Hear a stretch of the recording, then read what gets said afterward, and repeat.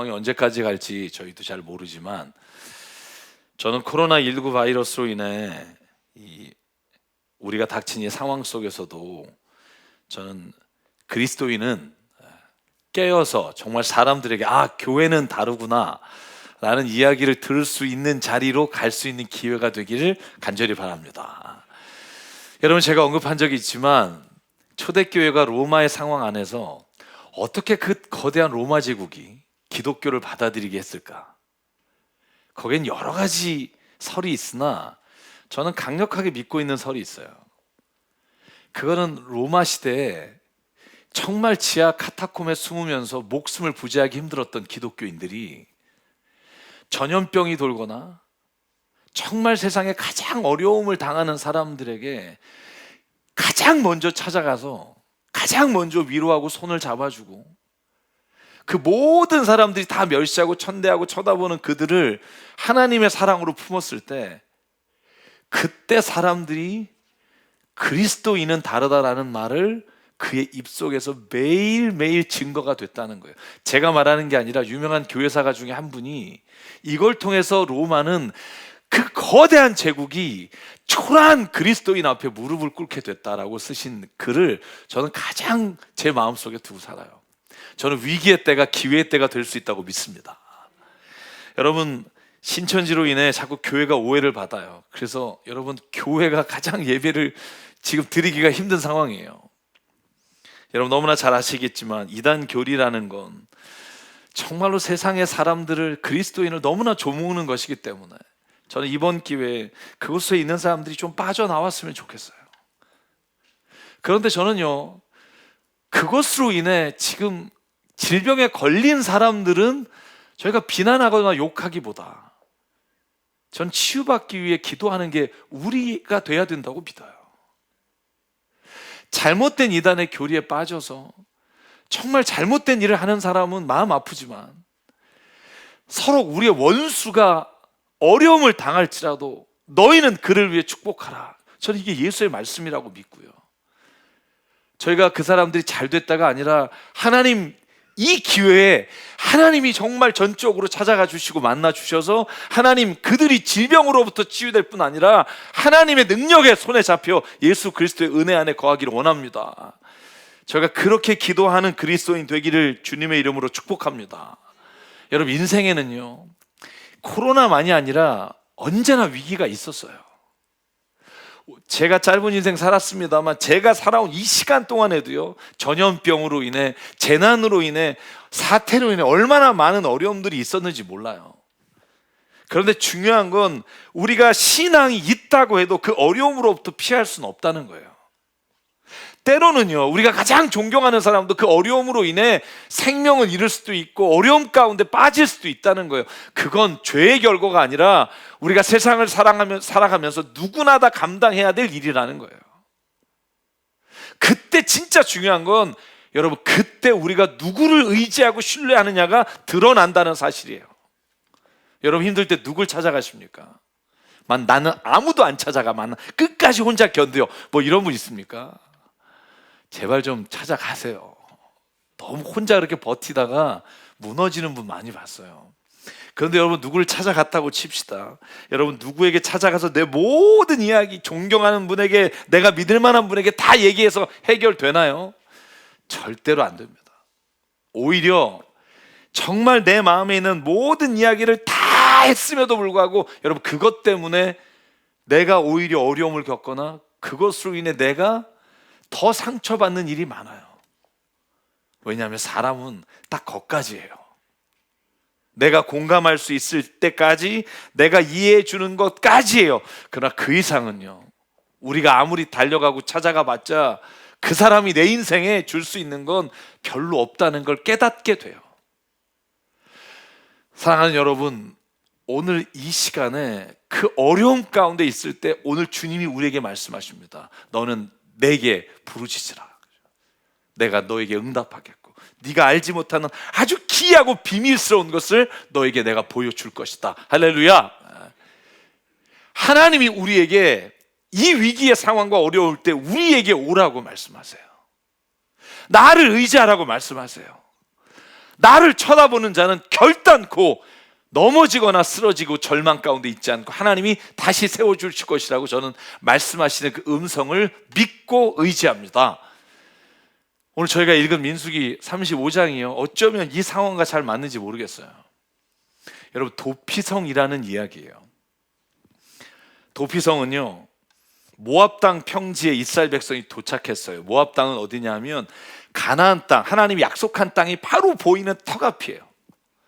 그때 하나님이 가나안 땅에 들어가거든 이라고 시작하면서 이 도피성에 대해 말씀하십니다.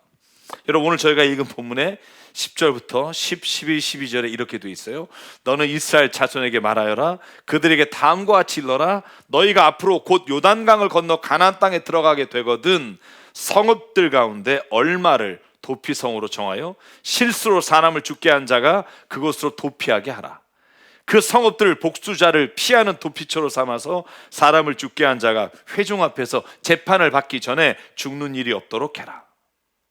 여러분, 쉽게 말하면 이런 거예요. 이스라엘이 가나안 땅에 정착했을 때 하나님이 율법에 정말로 이렇게 하면 너희가 죽을 것이다 정한 법률들이 있어요. 너희가 정말로 이렇게 행하면 그날 내가 너희를 죽게 할 것이다. 그런데 오늘 살인한 자 가운데 만약에 실수로 죽인 사람이 있다.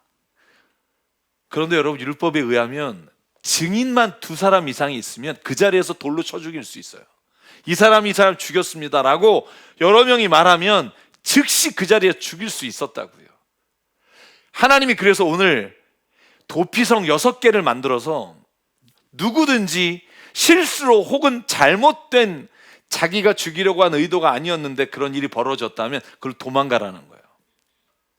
여러분, 도피성을 제가 지도를 보여드릴게요. 이스라엘의 동편의 3개, 가나안 땅의 3개예요. 여러분 잘 아시는 골란, 맨 위에 있는 골란부터 여러분이 아는 길랏, 라못, 벳셀, 게데스, 세켐, 헤브론, 이 6곳에 도피성을 뒀어요. 그러니까 자기가 뭔가 실수로 잘못을 하거나 나를 단속해야 했을 때 얼른 도망가서 번제단의 뿔을 잡으면 그 뿔을 잡은 사람에게 돌을 못 던져요. 그 사람은 재판장을 만나서, 그 당시 재판장은 제사장을 만나서 제사장이 이 사람의 이야기를 듣고 이 사람의 억울한 것이 있다면 그 이야기를 들은 후에야 판단할 수 있다는 거예요. 여러분, 성경에 딱 이 도피성 뿔 제단의 뿔을 잡아서 산 사람이 있어요. 기억하십니까? 이해해 드릴게요. 아직 안 읽었어요, 저희가. 성경 통독 다음 달일 거예요. 아도니아라는 사람이에요. 다윗의 4번째 아들이에요. 3번째 아들이 압살롬인데 그 압살롬도 죽고 이제 아도니아가 자기가 4번째니까 첫 번째 암논도 죽었잖아요. 자기가 왕이 되겠지 하고 있었는데 웬걸 다윗이 10번째 아들 솔로몬을 왕으로 삼는 거예요. 그럴까봐 먼저 열왕기상 1장에 보면 자기가 왕이 됐다고 선포해버려요. 아비아델이라는 제사장은 이 아도니아에게 붙어서 같이 선포를 합니다. 내가 이스라엘 왕이다. 여러분, 그런데 웬걸 바로 뒤에 다윗이 죽기 전에 솔로몬에게 왕권을 넘겼고, 그리고 모든 제사장과 그 수족들이 솔로몬에게 왕이 된 것을 축하하는 뿔나팔 소리를 듣고 겁이 나는 거예요. 여러분, 성경에 열왕기상 1장 50절에 이렇게 돼 있어요. 그 아도니아가 막 달려가서 번제단의 뿔을 잡았습니다. 그러니까 사람들이 솔로몬에게 말하였다. 아도니아가 솔로몬 임금님을 두려워하여서 지금 제단 뿔을 붙잡고 솔로몬 임금님께서 임금님의 종인 아도니아를 칼로 죽이지 않겠다고 맹세해 주시기를 바라고 있습니다. 51절 솔로몬이 말하였다. 그가 충신이면 그의 머리카락 하나도 땅에 떨어지지 않을 것이다. 그러나 그에게서 악이 발견되면 그는 죽을 것이다. 솔로몬 왕이 사람을 보내어 그를 제단에서 끌어오게 하니 그가 와서 솔로몬 왕에게 절을 하였다. 그러자 솔로몬은 그에게 지배가 있으라고 하였다. 번제단의 뿔을 잡아서 여러분 목숨을 건진 사람의 이야기가 이 아도니아라는 사람의 이야기가 나와요. 여러분, 저는 모세오경을 읽으면 하나님이 모든 죄에 상응하는 엄격한 율법과 거기에 대한 처벌이 있다고 말씀하셨어요. 근데 제가 2주 전에 여러분에게 성경 말씀에 하나님이 법을 주신 게 왜냐고 묻고 제가 말씀드린 적이 있습니다. 하나님 우리를 죽이기 위해 법을 만드신 게 아니라 그 죄가 얼마나 무서운지를 깨닫게 하시기 위해 율법을 주셨다는 거예요. 여러분, 성경의 민수기 15장에 보면 하나님은 사람이 고의로 죽인 것과 사람이 스스로 죽인 것에 대해서 엄청난 차별을 두세요. 여러분, 성경 민수기 15장 26절에 보면 모든 백성이 실수로 잘못을 저지른 것이기 때문에 이스라엘 자손 온 회중과 그들과 함께 살고 있는 외국인이 용서받게 될 것이다. 27절 많은 한 개인이 실수로 잘못을 저지르면, 28절 실수로 죄를 지은 그 사람은, 29절 실수하여 죄를 지은 사람은. 하나님은요, 우리가 무엇인가 의도적으로 잘못된 나쁜 일을 행했을 때는 하나님 거기에 대한 벌을 묻는다고 말하셨지만, 실수로 죄를 범한 사람에게는 하나님은 언제나 그 길을 돌이킬 수 있는 기회를 주셨다는 거예요. 다시 한번 강조하지만 하나님은요, 우리를 죽이기 위해서가 아니라 살리시기 위해 법을 주셨어요. 만약에 그렇지 않다면 하나님이 왜 우리가 지은 모든 죄를 예수 그리스도의 십자가에 모두 다 죽게 하시고 우리를 생명 가운데 살리셨겠냐고요. 저는 여러분과 제가 하나님을 믿을 때, 믿음 안에서 주님 앞에 나올 때 하나님 앞에 나와서 죽음을 두려워하는 자가 아니라 생명을 받은 자로서의 감격이 우리의 예배의 자리에, 우리의 모든 삶의 자리에 우리를 지배하는 은혜가 있기를 주의 이름으로 축원합니다. 레위기를 읽어보십시오. 하나님 우리의 크고 작은 모든 죄가 다 하나님 앞에 범죄이며, 짐승을 잡아 내 죄를 전가해 그 짐승을 죽이지 않으면 내 죄가 깨끗해지지 못한다고 말씀하세요. 왜냐하면 하나님의 거룩하심은 죄와 함께 할 수 없기 때문이에요. 우리를 죽이기 위해서가 아니라 죄를 우리에게서 걷어내시기 위해 하나님이 법으로 우리에게 정결한 거룩한 하나님의 자녀가 되라고 부탁하신다고 저는 믿습니다. 저는요, 하나님께서 두 사람 이상이 증인이 있으면 돌로 쳐 죽일 수 있는 상황 가운데 이 도피처를 마련하시고 살려주신다는 게 얼마나 은혜가 되는지 몰라요. 제가 여러분에게 여쭤볼게요. 여러분 억울하신 적 없어요? 여보세요? 이거 막 까서 보여주고 싶은 때 없으세요? 저 있어요. 저 목회하다 보면 가끔 가르고 싶어요. 이렇게 좀 가끔씩 보여드리고 싶어요. 이게 볼 수만 있다면. 진짜 안 그랬거든요. 여러분, 하나님이 왜 우리를 잘못된 일을 할 때마다 벌하시는 게 아니라 예수 그리스도의 십자가의 믿음의 의로 말미암아 우리를 구원하시냐면, 하나님은 우리 모든 걸 아시기 때문이에요. 사람들은 우리를 향해 손가락질하거나 쟤는 다시는 돌이킬 수 없을 거라고 손가락질하며 비난할 때, 하나님은 우리를 아시고 우리의 마음을 주장하시는 분이기 때문에 오늘도 피할 길을 주신다고요. 여러분, 사람은 자신이 어디서 받느냐, 어떤 마음으로 받느냐에 따라 판단이 기준이 다르지만 하나님이 결코 그것으로 우리를 판단하지 않으시고 우리의 모든 것을 아시는 주님이시라고요. 그래서 우리가 피할 곳은 예수 그리스도, 그분의 날개 아래 피하는 것이 우리의 유일한 길이며 우리를 구원하실 하나님의 능력을 기대하는 길이라고 저는 믿습니다. 여러분, 마이클 샌델 책을 보면 이런 얘기가 나와요. 제가 독서 모임에서도 이 얘기를 나눴는데, 여러분, 어떤 사람이 다리 위에서 자살하려고 해요. 뛰어내리려고 하는데 여러분, 누가 발견하고 신고했어요. 그래서 여러분, 방송국에서 나오고 경찰이 나와서 막 보호막을 만들려고 하고 소방서에서 나오고, 모든 사람은 막 길거리 가다가 그 사람 쳐다보고 있고, 상담 심리사가 왜 죽으려고 합니까? 막 말 얘기하고 있고 막 난리가 났습니다. 그런데 시간이 지나도 그 사람은 설득되지 않는 거예요. 그래서 모든 사람이 다 이렇게 쳐다보고 있는데, 그때 한 사람이 갑자기 뛰어들더니 그 사람을 확 밀어버려서 다리 밑에 물에 빠져 죽게 만들었어요. 여러분, 이거 황당하잖아요. 사람들이 이렇게 카메라 찍고 있고 다 보고 있다가 그 사람을 경찰이 체포했어요. 그리고 끌고 가요. 그리고 모든 사람이 인간 쓰레기 비난해요. 저 인간 말종. 근데 마이클 샌들이 책에 이렇게 써요.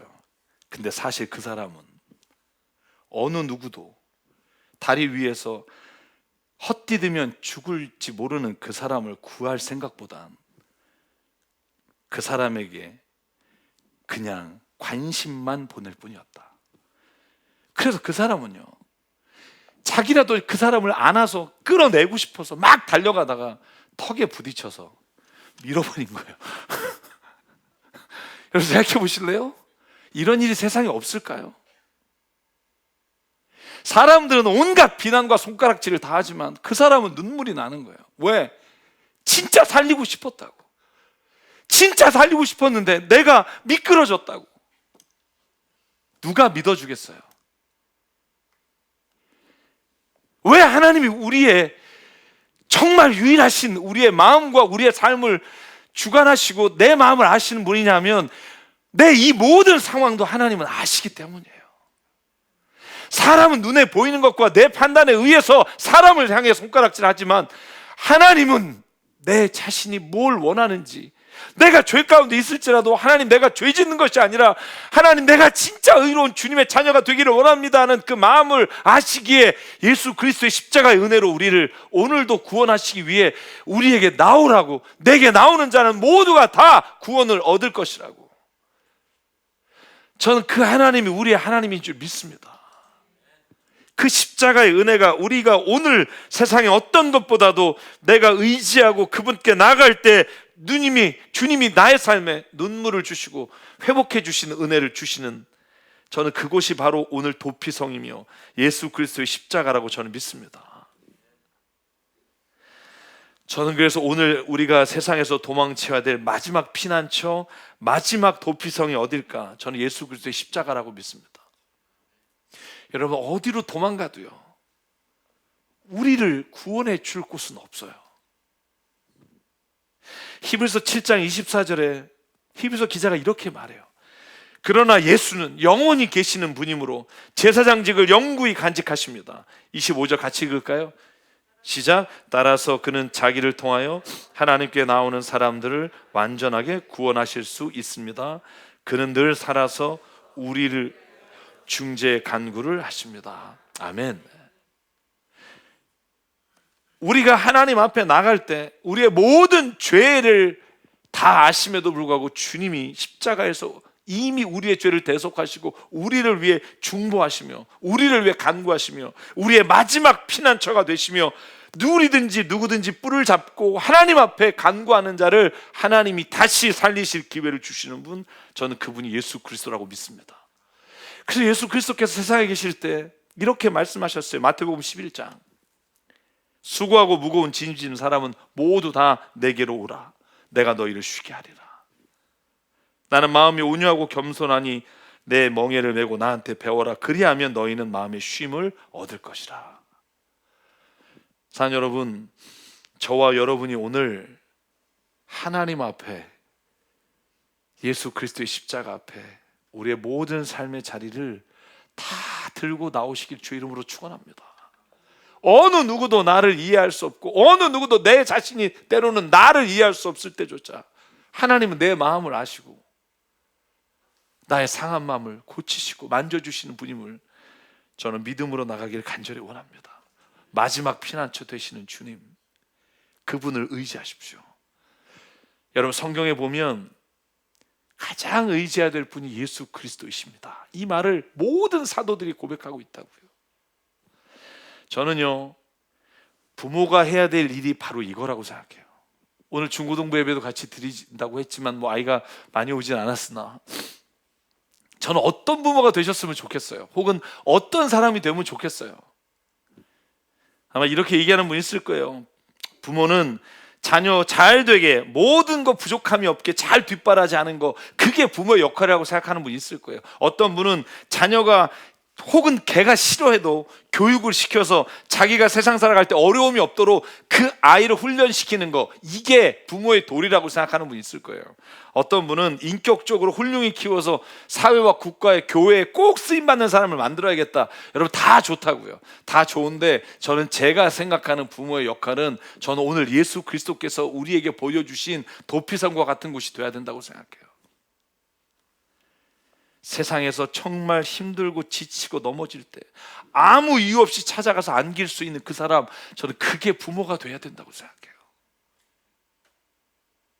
훌륭하게 되고 어떤 일을 이루는 게 아니라 세상에 우리가 살아보면 알지만 내 힘으로 안 되고 도저히 내가 어떻게 헤쳐나갈 수 없고 누구를 만나도 해결되지 않을 때 그저 찾아와서 마지막 피난처가 될 수 있는 사람, 저는 그게 부모가 돼야 된다고 생각해요.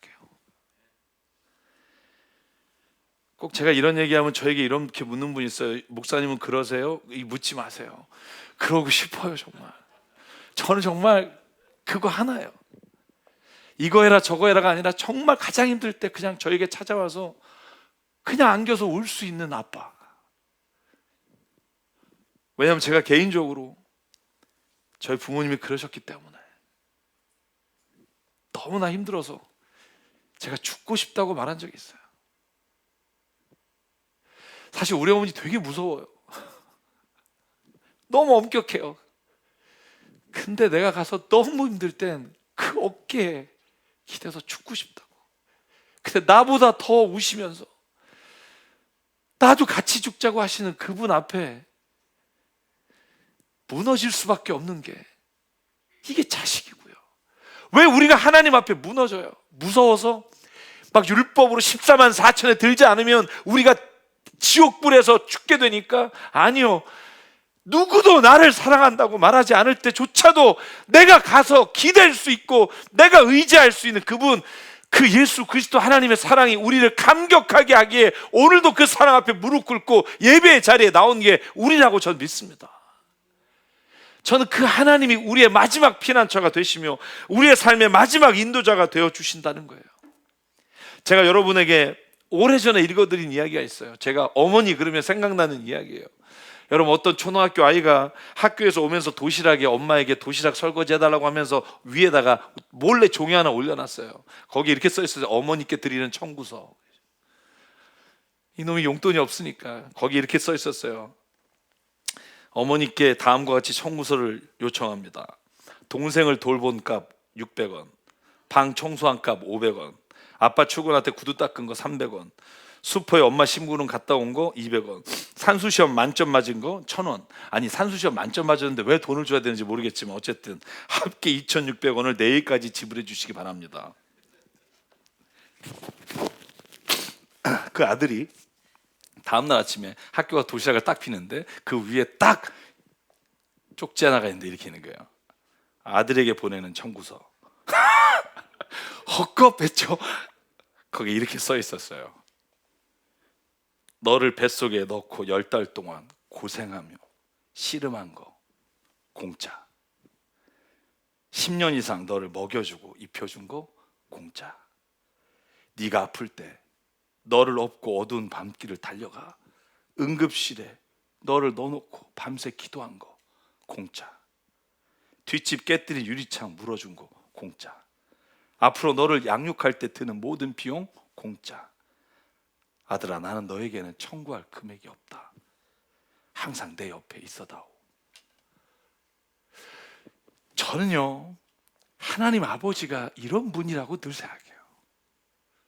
우리는 뭘 좀 하면 하나님 대가를 바라지만 다 주시고도, 생명까지 주시고도 우리에게 아무 대가를 요구하지 않으시고 그저 나의 자녀가 되기를 원한다, 나와 함께 있기를 원한다, 그렇게 말씀해 주시는 하나님이 오늘 민수기 35장의 가나안 땅에 들어가 도저히 누구에게도 이해받지 못할 그 상황 가운데 도피성을 마련하시고 그 뿔을 잡는 자마다 누구도 해하지 못하게 하시는 은혜, 저는 그게 오늘 우리를 향한 하나님의 은혜이며 오늘 이 어려운 시대에 우리가 의지되어야 될 분이라고 믿습니다.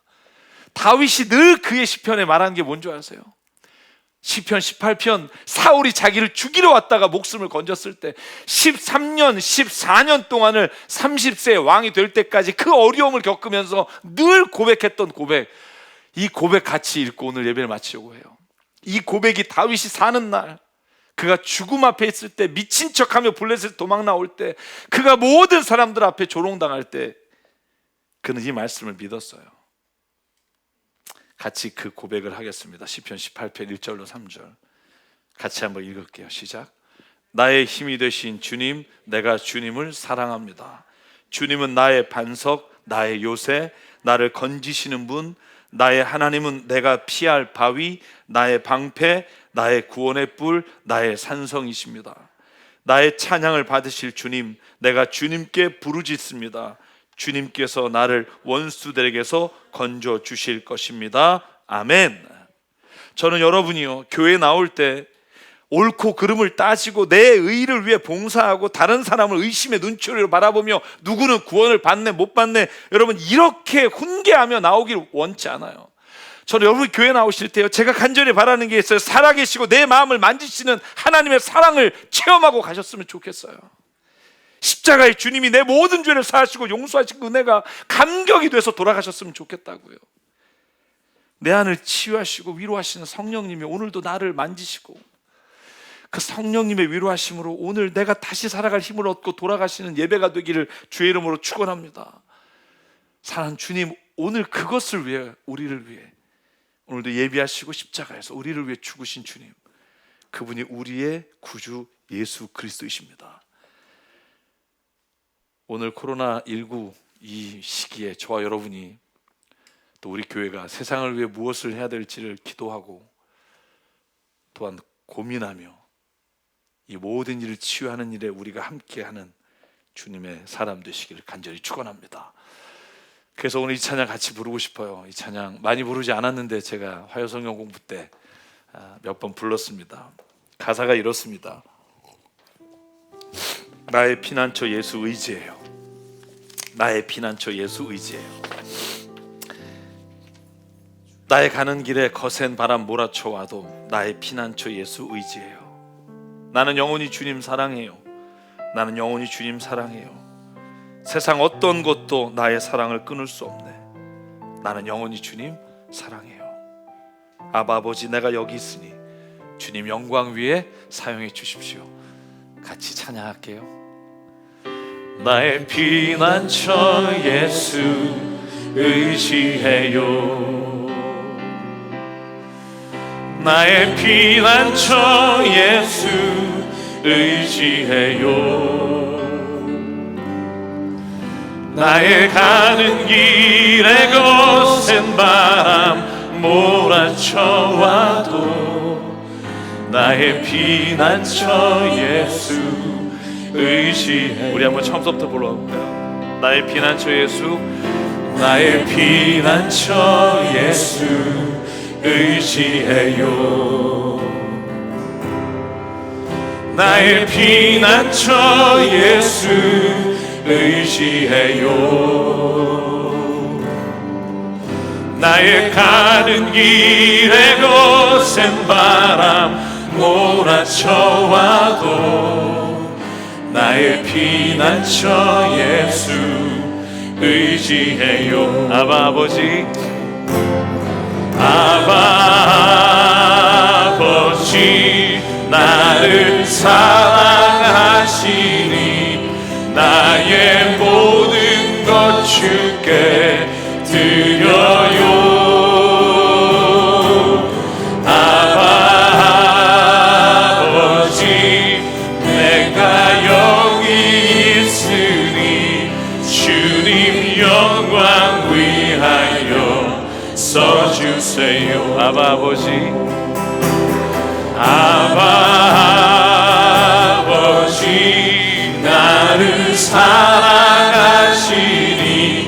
나의 모든 것 주께 드려요. 아바 아버지, 내가 여기 있으니 주님 영광 위하여 써주세요. 우리 일어나서 2절 가사를 함께 할게요.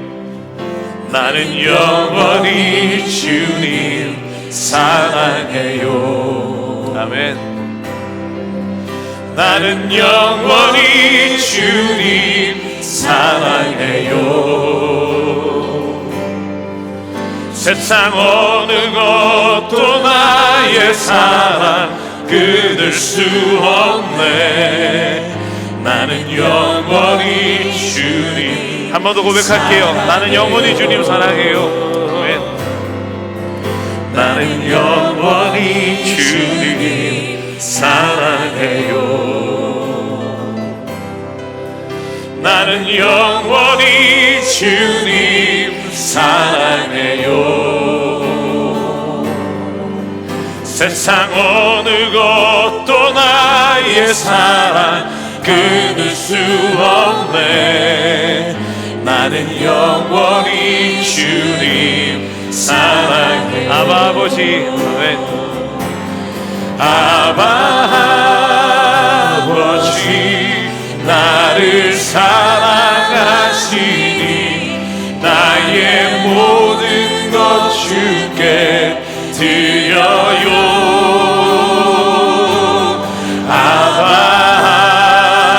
아버지, 내가 여기 있으니 주님 영광 위하여. 아바 아버지, 나를 써주십시오. 아멘. 아바 아버지, 나를 사랑하시니 나의 모든 것 주께 드려요.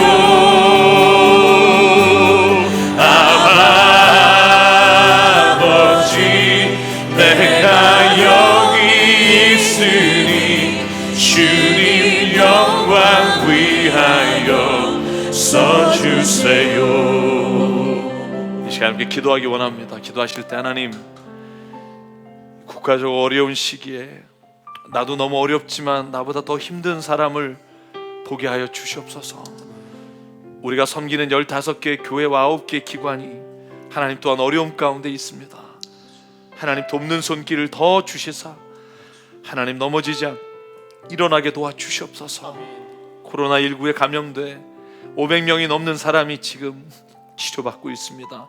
그 사람의 종교가 뭐든지, 그 사람의 삶이 어떻든지 하나님 고쳐주시고 하나님의 은혜를 체험하며 하나님의 사랑을 체험하는 자 되게 하여 주시옵소서.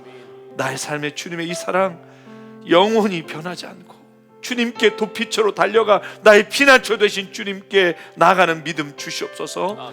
오늘 말씀 기억하며 이 시간 함께 주님 앞에 결단하며 기도하겠습니다. 상관의 하나님 감사합니다. 오늘도 주님이 우리의 삶에 다가오셔서 나를 붙잡아 주시고 나를 이끌어 주시고 인도하시니 감사합니다. 하나님 아버지, 간절히 기도하오니 아버지, 코로나19로 나라가 부절되지 않게 하시고 아버지 하나님, 모든 믿는 자가 더 주님 앞에 기도하며 하나님의 뜻을 구하게 도와주시옵소서.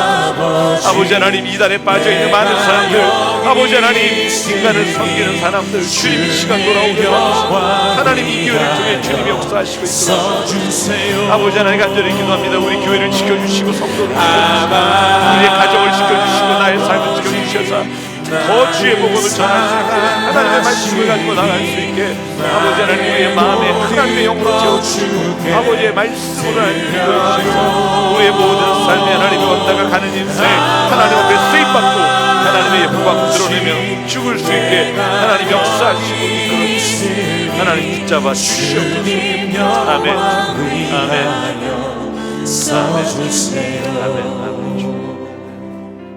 사랑하는 하나님 감사합니다. 우리가 이 어려운 시기를 주님을 바라보며 주님이 나의 피난처 되심을 고백합니다.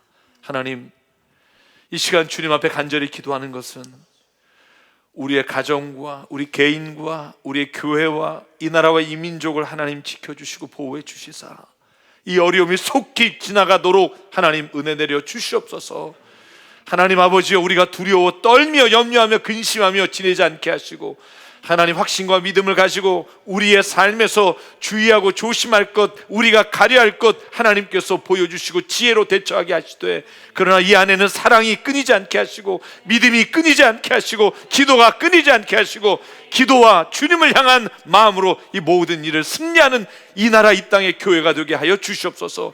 그리스도인이 오히려 더럽고 추하다 피하고 욕하지 않게 하시고 오히려 하나님 그 일을 감당해야 한다면 믿음으로 감당케 하여 주시고 하나님, 그래서 주님이 이 땅의 교회가 하나님의 사랑의 교회이며 놀라운 예수 그리스도의 복음이 있는 구원의 교회인 것을 선포하는 기회가 되게 또한 인도해 주시옵소서. 우리에게 주신 생명과 시간과 달란트와 모든 물질이 주님의 것임을 인정하며 이 시간 주께 헌금으로 드립니다. 주님께 예물로 우리를 드립니다. 주님 받아주시고 하나님의 나라와 뜻을 위해 사용해 주시옵소서. 이제는 우리 주 예수 그리스도의 은혜와 하나님 아버지의 무한하신 사랑과 성령님의 감동, 감화, 충만, 교통, 위로하심이 오늘 이 시간 어려운 시기에도 주님을 의지하며 온전히 주님께서 이 일에 주관자가 되시며 치료자가 되실 줄 믿고 믿음으로 나가는 여기는 한 분 한 분 머리 위에 이 방송을 통해 주께 예배하는 모든 분들 위해 그리고 주님 세우신 새삼교회 위에 지금부터 영원토록 함께 하시기를 간절히 축원하옵나이다. 아멘.